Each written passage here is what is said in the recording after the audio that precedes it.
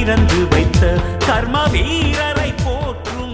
இங்கு வருகை தந்து வாழ்க்கையில் வெற்றி பெற வேண்டும் என்ற நோக்கத்தோடு அமைதியாக உட்கார்ந்து சொல்லுகின்ற கருத்து நமக்கு உடன்பாடாக இருக்கிறதா அல்லது அந்த கருத்து நமக்கு உடன்பாடு அற்றதாக இருக்கிறதா என்றெல்லாம் சிந்திக்கின்ற ஆற்றல் படைத்த இளைஞர்கள் இங்கே வருகை தந்திருக்கின்றார்கள். கருத்தை சொல்லுகின்ற நேரத்தில் அந்த கருத்தை உள்வாங்குகின்ற பொழுது அதன் வீரியம் அவர்களுக்கு வெற்றியை தர வேண்டும் என்பதற்காகத்தான் இந்த வெளிச்சம் நிகழ்ச்சியை நடத்தி கொண்டிருக்கின்றேன். எல்லோரும் பிறக்கிறார்கள், எல்லோரும் வாழ்கிறார்கள். ஆனால் ஒரு சிலர் மட்டும்தான் வாழ்க்கையில் சாதனை படைக்கின்றார்கள். அந்த சாதனை படைப்பதற்கு நாம் என்ன செய்ய வேண்டும்? அதுதான் முக்கியம். அவன் சாதித்து விட்டான் என்று சொல்வதை விட நாம் சாதிப்பதற்கு என்ன செய்ய வேண்டும்? அதுதான் முக்கியம். கடற்கரைக்கு செல்லுவோம். அங்கே அலைகள் அங்கே வந்து வந்து போய்கொண்டிருக்கின்றன. அந்த அலைகளுக்கும் ஒரு ஆசை, இந்த பூமியை தாண்டி அங்கே போவோமா, கரையை தாண்டி அங்கே போய் தொடுவோமா என்று அந்த கடல் அலைகளுக்கு கூட ஒரு ஆர்வமும் ஆசையும் ஒரு வேகமும் இருக்கிறதன் காரணத்தினாலே தான் அந்த அலைகள் கூட அடித்து வருவதும் போவதுமாக இருக்கிறது. ஆக வாழ்க்கையில் வெற்றி பெற வேண்டும் என்று சொன்னால் ஒரு குறிக்கோள் வேண்டும்.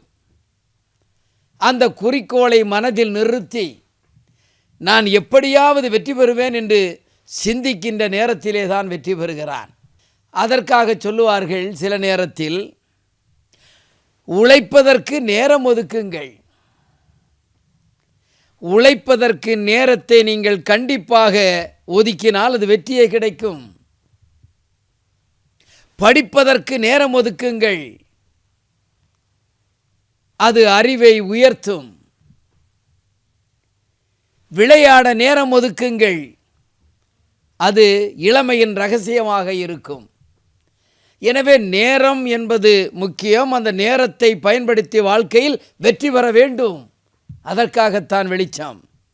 இடம் பொருள் ஏவல் என்று சொல்லுவார்கள்.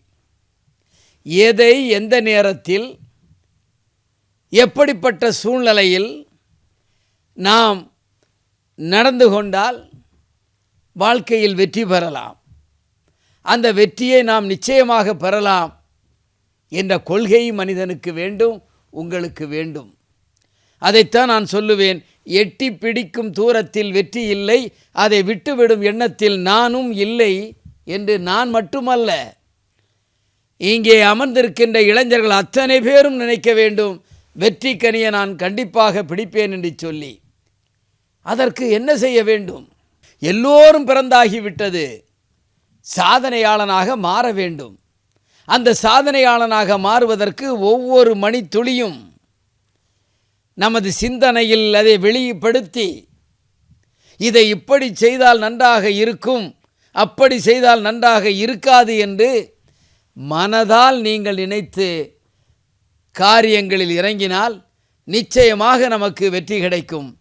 சில சந்தர்ப்பங்களில் நாம் தவறு இழைத்திருக்க மாட்டோம், ஆனால் தவறு இழைப்பதாக மற்றவர்கள் எண்ணுகின்ற சூழ்நிலை வரும். அந்த சூழ்நிலை எப்படி நம்மளை மாற்றும் என்பதை பார்க்க வேண்டும். அறியாமல் செய்கின்ற பிழை, தெரியாமல் செய்கின்ற ஒரு நிலை, புரிந்து கொள்ளாமல் நடக்கின்ற ஒரு நடப்பு, அது மனிதனை தன் நிலையிலே இருந்து மாற்றி தரத்தை குறைத்துவிடும். எனவே அங்கும் நாம் கவனமாக இருக்க வேண்டும். உதாரணத்துக்கு சொன்னால், இடம் பொருள் ஏவல் என்று நான் சொன்னேன்.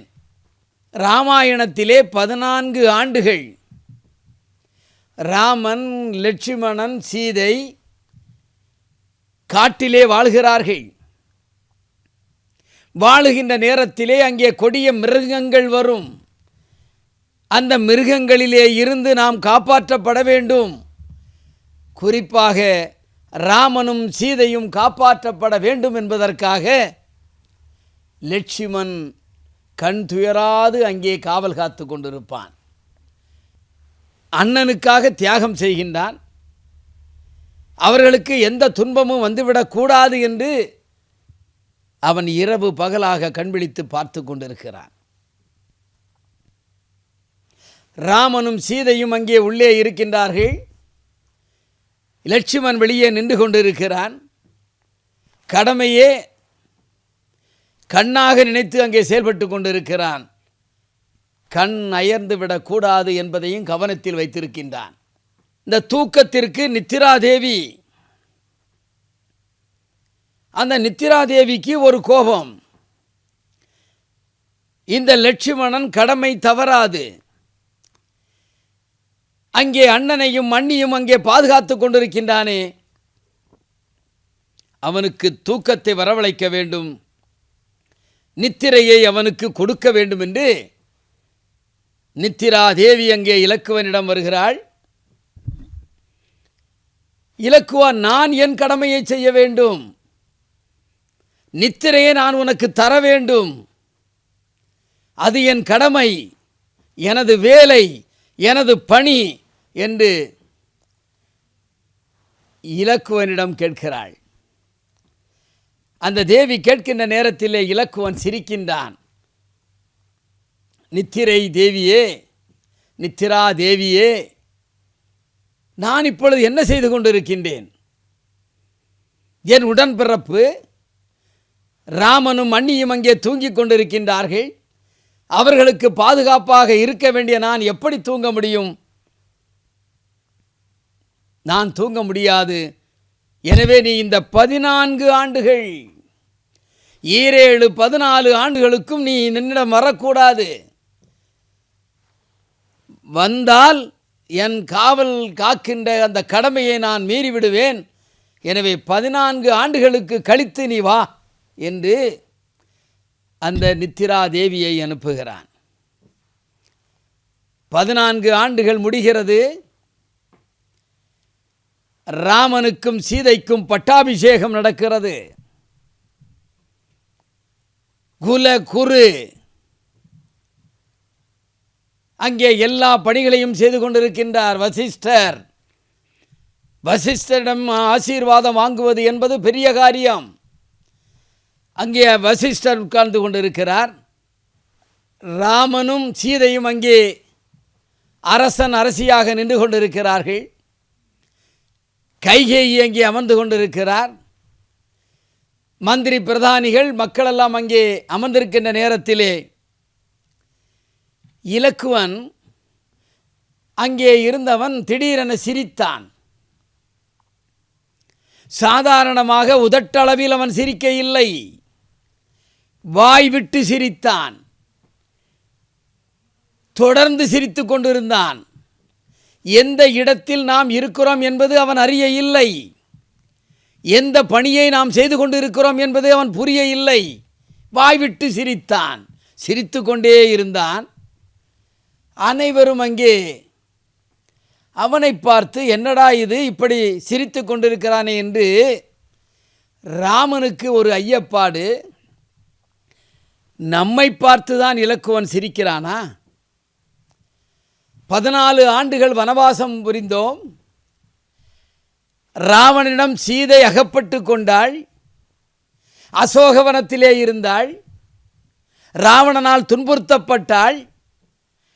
அவளை மீண்டும் இங்கே வெற்றி வாகை சூடி ராவணனை அழித்து இங்கே கொண்டு வந்து மீண்டும் அரசியாக ஆக்குறானே அண்ணன் என்று சொல்லி ஏளனமாக சிரிக்கிறானா என்று அந்த இடம் பொருள் ஏவலை பார்த்து அங்கே ராமன் சந்தேகப்படுகிறான். அங்கே இருந்த குலகுருவோ வசிஷ்டரோ 14 ஆண்டுகளுக்கு முன்பு இதே மாதிரிதான் நாள் குறித்து நாம் அவரை அங்கே அரசனாக மாற்ற நினைத்த நேரத்தில், பட்டாபிஷேகம் நடக்க இருந்த நேரத்தில்தான் ராமன் காடாள வேண்டும் என்று சொல்லி காட்டிற்கு அனுப்பினோம். அதை நினைத்து எள்ளி நகையாடுகிறானோ இலக்குவன் என்று அவனுக்கு வருத்தமாக இருக்கிறது. கைகேயி அங்கே அமர்ந்திருக்கிறார். கைகேயிக்கு ஒரு சலனம். நான் தான் அதை அந்த வனவாசத்தில் செல்லுவதற்கு காரணமாக இருந்தவள் என்று இலக்குவன் நினைத்து என்னை பார்த்து நகைக்கிறானோ என்று அங்கே கைகேயிக்கு ஒரு வருத்தம், சீதைக்கும் அதேபோல் வருத்தம். நாம் அசோகவனத்தில் இருந்தோம், அதன் பிறகு இங்கே வந்திருக்கின்றோம் பட்டத்து ராணியாக. இதை இலக்குவன் விரும்பவில்லை போலும், நம்மை பார்த்து ஏளனமாக சிரிக்கிறான் போல் என்று அங்கே சீதை நினைக்கிறாள். அந்த இடத்தை பாருங்கள், பட்டாபிஷேகம் நடக்க இருக்கின்ற நேரம். ராமன் அப்படி நினைக்க, சீதையோ அதே நினைக்க, குலகுருவுக்கோ வருத்தம் ஏற்பட கைகேயிக்கு மனசாட்சி குத்துகிறது. காரணம், அங்கே இலக்குவன் தொடர்ந்து சிரித்து கொண்டிருந்தான். பார்த்து கொண்டிருந்த அந்த ராமன் சற்று கோபத்தோடு கேட்டான், இலக்குவனா என்று குரல் கொடுத்து இடுப்பிலே இருந்த அந்த கத்தியை உருவினான். அப்பொழுதுதான் உணர்ந்தான் இலக்குவன், தன்னை அறியாமல் நம்மை அறியாமல் சிரித்து விட்டோமே என்று உணர்ந்து ராமனை நோக்கி சொல்லுவான், அரசே இப்பொழுது அரசாக வந்துவிட்டார். அண்ணா, என் நிலையை நீங்கள் புரிந்து கொள்ளுங்கள். 14 ஆண்டுகள் நாம் அங்கே வனத்தில் இருந்த பொழுது நித்திரா தேவி வந்து என்னை துன்புறுத்தினாள். நீ தூங்க வேண்டும் என்று சொல்லி அவளிடம் நான் ஒரு வேண்டுகோள் விடுத்தேன். 14 ஆண்டுகள் முடித்து நான் இங்கே அயோத்திக்கு வருகின்ற நேரத்தில் நீ என்னை வந்து பார், உன் கடமையை செய் என்று சொல்லியிருந்தேன். ஆனால் இந்த நேரத்தில் இங்கே அரசனும் அரசியாக மாற இருக்கின்ற நேரத்தில், மக்களெல்லாம் கூடியிருக்கின்ற அவையிலே நான் இருக்கின்ற நேரத்திலே நித்திரா தேவி வந்து என்னை தொந்தரவு செய்கிறார். இந்த நிலையில் நீ தொந்தரவு செய்கிறாயே என்று நினைத்துதான் சிரித்தேன். என்னால் அடக்க முடியவில்லை. ஒரு அனிச்ச செயலாக அது நடந்துவிட்டது. நான் யாரையும் துன்புறுத்த வேண்டும் என்ற எண்ணத்தில் இல்லை என்று இலக்குவன் சொன்னான். அப்பொழுதுதான் ராமர் புரிந்து கொண்டார், ஐயகோ 14 ஆண்டுகள் இரவு பகலாக நமக்காக பாடுபட்டவன் இவன். தன்னை அர்ப்பணித்து கொண்டு நமக்காக பாதுகாத்து கொண்டிருந்த அந்த இலக்குவனை நாம் தவறாக எண்ணிவிட்டோமே என்று சொல்லி, இலக்குவா, நீ தவறிழைக்கவில்லை, உன் மீது எனக்கு எந்த கோபமும் இல்லை, நாங்கள் இங்கே பதவியேற்கப் போகிறோம், என்னை நீ முழுமையாக பாதுகாத்ததற்கு நன்றி என்று சொல்லி அங்கே விழா அரங்கேறியது. ஆக செயல் ஒன்று, நீங்கள் எந்த இடத்தில் இருந்தாலும் சரி, இடத்தை பார்க்க வேண்டும், எந்த இடத்தில் எதை பேச வேண்டும், எந்த இடத்தில் எப்படி நாம் பழக வேண்டும் என்று நினைக்க வேண்டும். நீங்கள் தன்னை அறியாமல் சிரித்தீர்கள். அங்கே கைகேயிக்கு தான் செய்த தவறு உணர்கிறது. நீங்கள் சிரித்த சிரிப்பால் அங்கே குலகுருவுக்கு சந்தேகம் வருகிறது. வசிஷ்டருக்கு நாள் குறித்தது நாம் அன்று, அதேபோல் இன்று நாம் நாட்களை குறித்து சரியாக பார்த்து இந்த நேரம் என்று நாம் குறித்து வைத்திருக்கின்றோம். அதை பார்த்து இலக்குவன் சிரிக்கிறானோ என்று அவர் எண்ண, சீதையோ அசோகவனத்தை எண்ண, ஒரு சின்ன நிகழ்வுதான் நித்திராதேவி செய்த அந்த தவறு அவர்களை எல்லாம் சந்தேகப்படுகின்ற அளவிற்கு கொண்டு சென்றது. இலக்குவனை பாராட்டிவிட்டு நித்திராதேவிக்கு ராமன் ஒரு வேண்டுகோள் கொடுத்தான். நித்திராதேவியை, நீ இவ்வளவு காலம் 14 ஆண்டுகள் என் இளவலை நீ தொட இல்லை, அவனுக்கு தூக்கத்தை தரவில்லை, காலம் வந்துவிட்டது, விழா முடிந்த பிறகு உன் தேவையை நீ பூர்த்தி செய்து கொள் என்று ராமன் அங்கே சொன்னான். எதற்காக இதை சொல்லுகிறேன் என்று சொன்னால், வாழ்க்கையில் எத்தனையோ பிரச்சனை வரும். இடம் பொருள் ஏவல் என்று சொன்னதற்கு காரணம் இதுதான். தன்னை அறியாமல் சில காரியங்கள் நடக்கும் அனிச்ச செயலாக. அதை உணர்ந்து கொண்டு அந்த நிலையை மற்றவர்களுக்கு புரிய வைத்து கொள்ள வேண்டும். இல்லை என்று சொன்னால் நம் மீது தவறாக அவர்கள் கருதி விடுவார்கள். இதுதான் வாழ்க்கை. எந்த நேரத்தில் நாம் எப்படி நடந்து கொண்டோம் என்பதை நாம் சரியாக பார்த்து கொண்டு தவறு இருந்தால் அதை திருத்திக் கொள்ளுகின்ற வாய்ப்பை நாமே உருவாக்கி கொள்ள வேண்டும். அப்படி என்று சொன்னால்தான் வாழ்க்கையில் வெற்றி நமக்கு கிடைக்கும். இந்த கதை என்பது, இந்த வரலாறு என்பது, இந்த இதிகாசத்திலே இருந்து எடுத்து சொல்லுவது கடமை ஆற்றியவனுக்கு இப்படி ஒரு சூழ்நிலை வந்துவிட்டதே என்பதற்காக சொன்னேன். அந்த கடமை ஆற்றியவன் வெற்றி வீரன், தியாக புருஷன். அந்த தியாக புருஷனுக்கே இப்படி வருகிறது என்று சொன்னால் மனிதர்களாகிய நமக்கும் சில நேரங்களில் அப்படி வரும். வருகின்ற நேரத்திலே நாம் அதை சரியாக உணர்ந்து மற்றவர்களுக்கு புரிய வைக்கின்ற ஆற்றல் நமக்கு வேண்டும். சிந்தித்து பார்க்கின்ற ஆற்றல் இருந்தால் வாழ்க்கையில் நிச்சயமாக நமக்கு வெற்றி கிடைக்கும். எனவே ஒவ்வொரு நிகழ்வுகளையும் நாம் எடுத்து சொல்லுகின்ற நேரத்திலே அதிலே இருக்கின்ற உட்கருத்தை புரிந்து கொள்ள வேண்டும். சரியாக நாம் இருப்போம், நம்மை தவறாக சித்தரிக்கும். அதையெல்லாம் மாற்றி கவனமாக இருந்து வாழ்க்கையில் வெற்றி பெற வேண்டும். இளைஞர்களுக்கு இது கதையாக இருக்கலாம், இளைஞர்களுக்கு இது பிடிக்காமல் இருக்கலாம், பெரியவர்களுக்கு இது பிடிக்கலாம். ஆனாலும் எதையும் நாம் கேட்கின்ற நேரத்திலே வருகின்ற உட்கருத்தை நாம் புரிந்து கொண்டு வாழ்க்கையில் வெற்றி பெற வேண்டும். அதனாலே தான் சொன்னான், எப்பொருள் யார் யார் வாய் கேட்பினும் அப்பொருள் மெய்ப்பொருள் காண்பது அறிவு என்று. சிந்தனையிலே நடந்த நிகழ்வு அது. அவர்கள் வாய்விட்டு சொல்ல இல்லை, அவர்கள் இப்படி நினைப்பார்களோ என்று கம்பன் எழுதுகிறான். இதுதான் நிகழ்வுகள். எனவே வாழ்க்கையிலே நாமெல்லாம் வெற்றி பெற வேண்டும். வெற்றிக்கு அடிப்படை எந்த சூழ்நிலையும் மாற்றி என்னால் முடியும் என்ற சிந்தனை நமக்கு வர வேண்டும். அப்படி வந்தால் நிச்சயமாக நமக்கு வெற்றி கிடைக்கும். இதிகாசங்களில் வருகின்ற கருத்துக்கள் ஆழம் மிக்கதாக இருக்கும். அந்த ஆழம் மிக்கதாக இருக்கின்ற கருத்தை நாம் உணர்ந்து கொள்ள வேண்டும். எல்லாம் பார்வைதான், சிரித்ததை பார்த்தார்கள். அப்படித்தான் பரதன் வருகிறான். ராமனிடம் பார்ப்பதற்கு ஆட்சியை கொடுத்துவிட்டு அதே ராமன் கானகத்திலே இருக்கிறானே என்று நினைத்து அங்கே ராமனை பார்க்க வருகின்ற நேரத்திலே கிஷ்கிந்தாபுரியிலே சுக்ரீவனுக்கு துணையாக இருக்கின்ற அனுமன், யாரடா இவன் இங்கே வருகிறான் என்று அங்கே இருந்து பார்க்கிறான். பார்வை.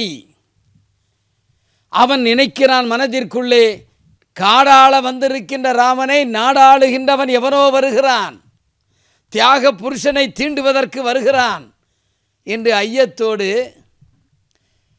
அதே அனுமன் ஒரு பிராமணர் இளைஞனாக மாறுவேடமிட்டு எட்டி பார்க்கிறான். அங்கே பரதன் வந்து கொண்டிருக்கிறான்.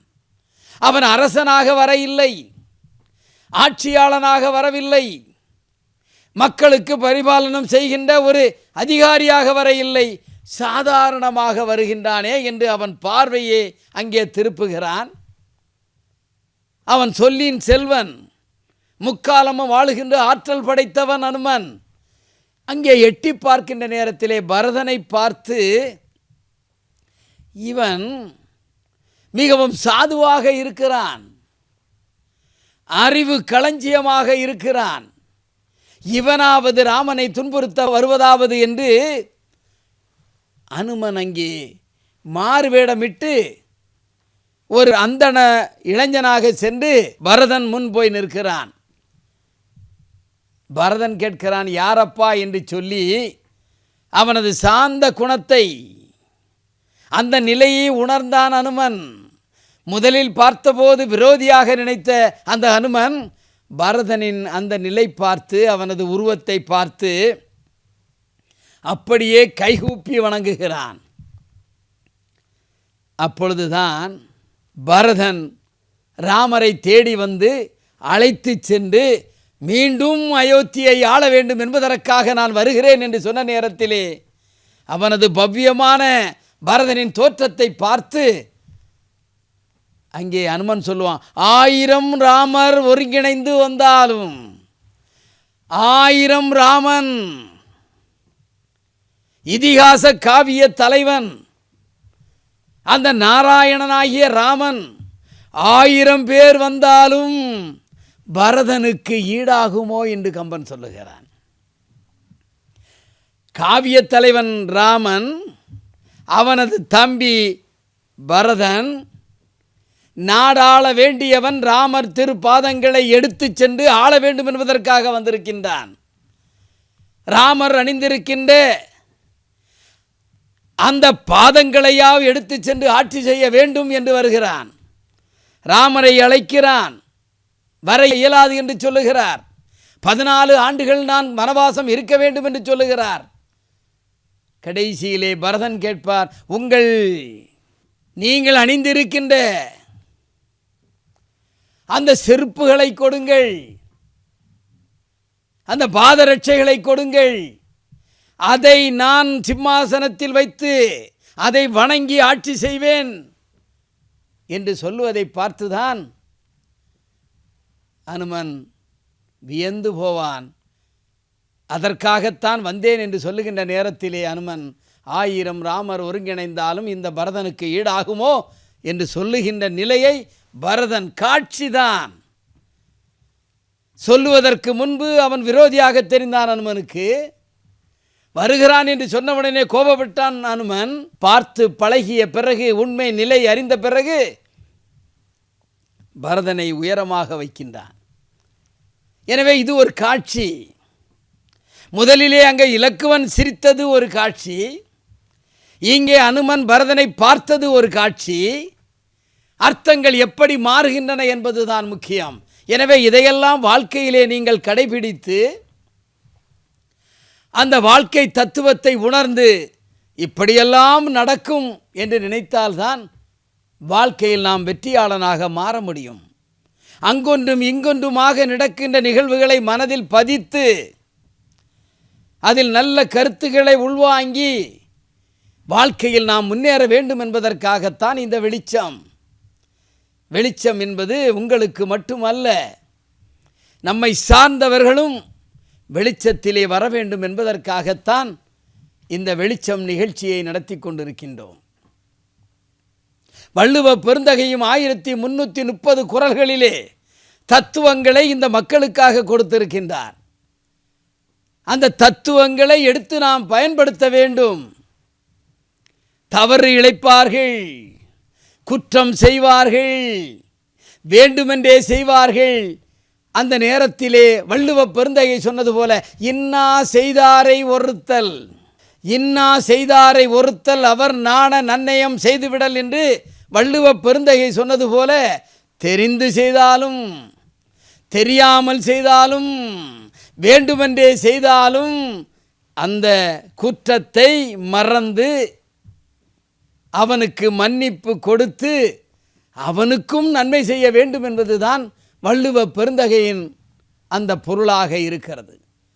எனவே எப்படி நீங்கள் சென்றாலும் சரி, கருத்துக்களை உள்வாங்க வேண்டும். ஆற்றல் இருக்கிறது, இறைவன் படைத்திருக்கிறான். உங்களுக்கு இளைஞனாக படைத்திருக்கின்றான் சேவை செய்வதற்கு.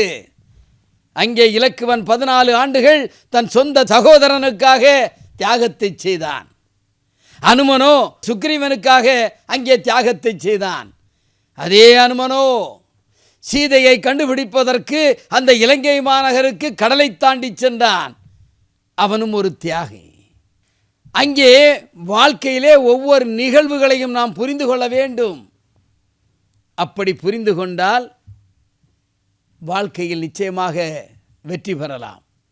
அந்த வெற்றியும் நிரந்தரமாக இருக்கும். எனவே அங்கொன்றும் இங்கொன்றுமாக வருகின்ற கருத்துக்களை நீங்கள் ஒன்றுபடுத்தி, இந்த நேரத்தில் வசந்தகுமார் இதை சொன்னார், அனுமனை சொல்லுகின்ற நேரத்தில் இந்த கருத்தை சொன்னார், பரதனை சுட்டி காட்டும் பொழுது இப்படி சொன்னார், அங்கே ராவணனை வென்ற பிறகு நடந்த நடப்பு, அங்கே பட்டாபிஷேகத்திலே நடந்ததை சொன்னார். அந்த நிகழ்வுகளை எல்லாம் மனதில் தாங்கி நீங்கள் வைத்துக்கொண்டு வாழ்க்கையில் முன்னேற வேண்டும். அதைத்தான் சொன்னேன். தொட்டுவிடும் தூரத்தில் வெற்றி இல்லை, அதை விட்டுவிடும் எண்ணத்தில் நானும் இல்லை என்று சொன்னேன் அல்லவா? அந்த வெற்றி தான் நமக்கு குறிக்கோளாக இருக்க வேண்டும். இமயமலையிலே கொடி பறித்தது மட்டுமல்ல, இமயத்திற்கு அப்பாலும் வானம் இருக்கிறது. அந்த வானத்தையும் வெட்டி பிடிக்கின்ற ஆற்றல் இளைஞரிடம் இருக்கிறது. இளைஞர்களே, வாருங்கள், புதிய சமுதாயம் படைப்போம். ஏங்கி நிற்கின்ற மக்களுக்கு நாம் தாங்கி நிற்போம். எதையாவது செய்து, நன்மையை செய்து, அவர்கள் படுகின்ற துன்பத்தை நாம் வாங்கி நம்மால் முடிந்ததை செய்வோம். புதிய சமுதாயத்தை படைப்போம். அதற்கு வெளிச்சம் பயன்படும். கருத்துக்களை உள்வாங்கி செயல்பாடுகளை முன்னோக்கி வைத்து வாழ்க்கையில் முன்னேற வேண்டும். அதற்குத்தான் வெளிச்சம் வெளிச்சம் என்று சொல்லி மீண்டும் உங்களை சந்திப்பேன். நன்றி, வணக்கம். காலத்தின் வசந்தம் நீதானையா, நல்ல கருணை